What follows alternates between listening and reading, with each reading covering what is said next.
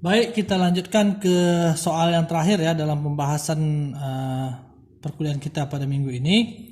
Ini sebuah kota memiliki luas 1.300 km persegi, dilayani oleh suatu sistem seluler yang menggunakan frekuensi Reus 7 sel.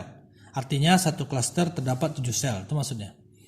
Kemudian masing-masing sel memiliki jari-jari 4 km dan kota ini mendapatkan alokasi bandwidth 40 MHz.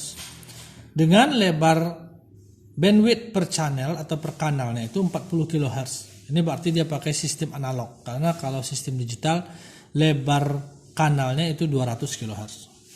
Asumsikan GOS 2%. Nah, jika diketahui traffic per user adalah 0,03 erlang, maka hitunglah A. jumlah sel pada kota ini, B. jumlah kanal per sel, C. intensitas traffic per sel, kemudian D. maksimum traffic, E. total user, dan terakhir ditanya maksimum jumlah user yang bisa dilayani pada waktu yang bersamaan.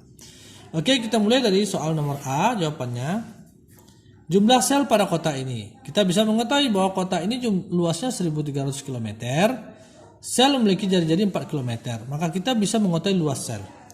Luas sel itu kan karena sel itu kita anggaplah seperti lingkaran, maka luasnya V R kuadrat sama dengan V 3,14 dikali R-nya 4 km, 4 kuadrat.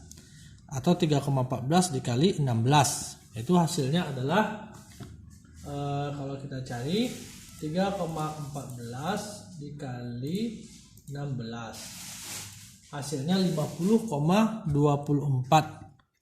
km kuadrat. Inilah luas satu buah sel. Nah, kemudian kita ketahui bahwa luas kota ini 1.300. Luas kota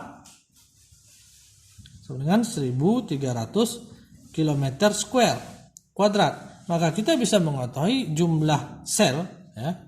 Jumlah sel itu pendekatan aproksimasi saja bahwa sebenarnya luas kota per luas sel. Itu luas kotanya 50.200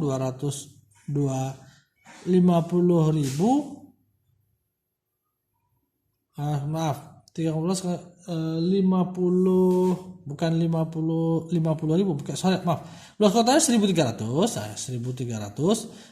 km kuadrat dibagi dengan luas sel. Luas sel adalah 50,24 km kuadrat juga. Ini bisa dicoret. Jadi kita akan mendapatkan luas selnya, kita hitung saja itu pakai kalkulator, 1.300 dibagi 50,24. Maka kita dapatkan, sebentar ya, kita ulang lagi. Kita mau membagi 1.300 dibagi 50,24. Dapat nilainya adalah 25,87. Artinya kita memiliki sel, kita bulatkan ke atas ya. Jangan kita bulatkan ke bawah. Kalau kita bulatkan ke bawah, berarti ada nanti daerah yang belum tercover oleh sel. Berarti ada sel yang kecil satu. Jadi kita bulatkan ke atas. Ini adalah 26 sel. Nah, ini 26 sel. Oke. Nah, yang B, pertanyaannya adalah jumlah kanal per sel. Nah, jumlah kanal per sel.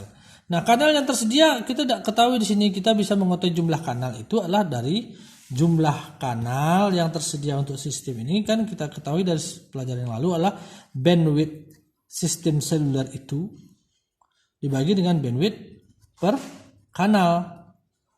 Bandwidth sistem seluler yang tersedia adalah 40 MHz dibagi dengan bandwidth per kanal. Bandwidth per kanal 40 kHz ya, 40 kHz. Maka ini sama dengan 40 dikali 10 pangkat 3 kHz ya kan, dibagi 40 kHz ya. Nah, ini sama dengan berapa ini? 40 habis, jadi tinggal 1000 kanal. 10 pangkat 3 itu 1000 jumlah kanalnya, 1000 channel ya, 1000 kanal. Ini adalah jumlah kanal. Jadi jumlah kanal per sel. Nah, sekarang ditanya jumlah kanal per sel berapa? Jumlah kanal per sel itu adalah jumlah kanal seluruhnya yang dibagi dengan jumlah sel per klaster. bukan dibagi dengan jumlah sel seluruhnya. Jadi bukan 1000 kanal dibagi dengan jumlah sel seluruhnya itu 26 sel, bukan. Tapi jumlah kanal per sel itu adalah jumlah kanal dibagi dengan jumlah kanal per klaster. Ya. Jumlah kanal per sel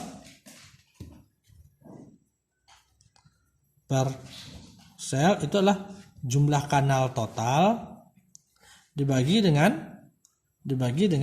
jumlah sel per klaster. Ya. Jumlah kanal total ini sudah kita cari, ini 1000 dibagi dengan jumlah sel per klaster. Jumlah sel per klaster itu bisa kita ketahui dari kata-kata menggunakan frekuensi Rius 7 sel. Berarti ini artinya jumlah sel per klaster itu 7. Jadi 1000 dibagi 7. Jadi sama dengan kalau kita bagi itu 1000 dibagi 7 itu sama dengan 142,85. 142,85, atau karena ini sel kanal tidak mungkin tidak mungkin kanal itu koma, maka kita bulatkan ke bawah. Jadi 142 kanal ya. 142 kanal per sel. Jadi ada 142 kanal per sel. Nah, pertanyaan berikutnya adalah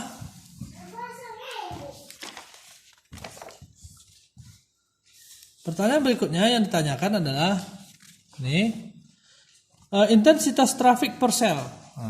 C, intensitas trafik per sel. Nah, intensitas trafik per sel apa yang kita perlu ketahui mencarinya dulu? Kita perlu mengetahui adalah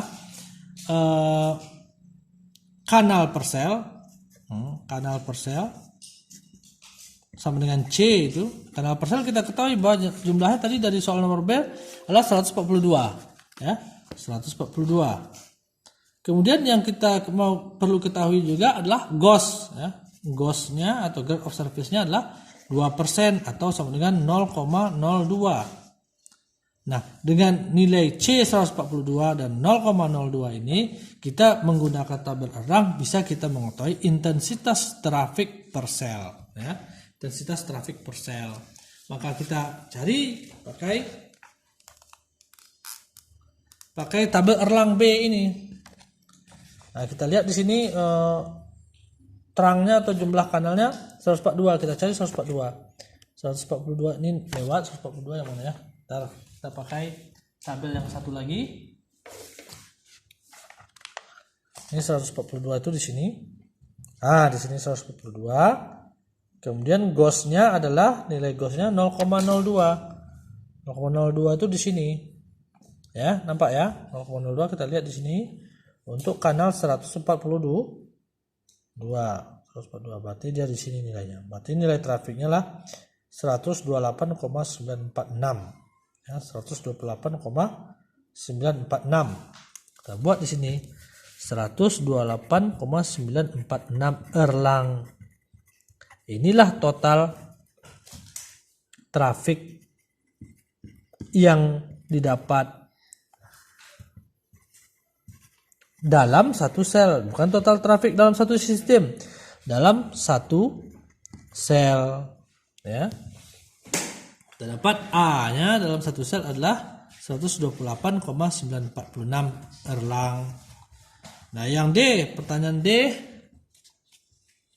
disuruh cari lagi yang D, maksimum trafik. Berapa maksimum trafik semuanya? Jadi maksimum trafik total maksimum trafik A-nya adalah A ini A sel, trafik sel, ini trafik sel nih, trafik dalam satu sel dikali total sel. Trafik dalam satu sel 128,946 Erlang dikali dengan total sel. Itulah total trafik maksimum semuanya. Total sel yang kita punya adalah 26 sel dikali 26 sel. Nah, ini sama dengan jadinya berapa tuh? Kalau kita kalikan dia menjadi 128,946 dikali total sel seluruhnya yaitu 26 sel. Sama dengan 3.352,59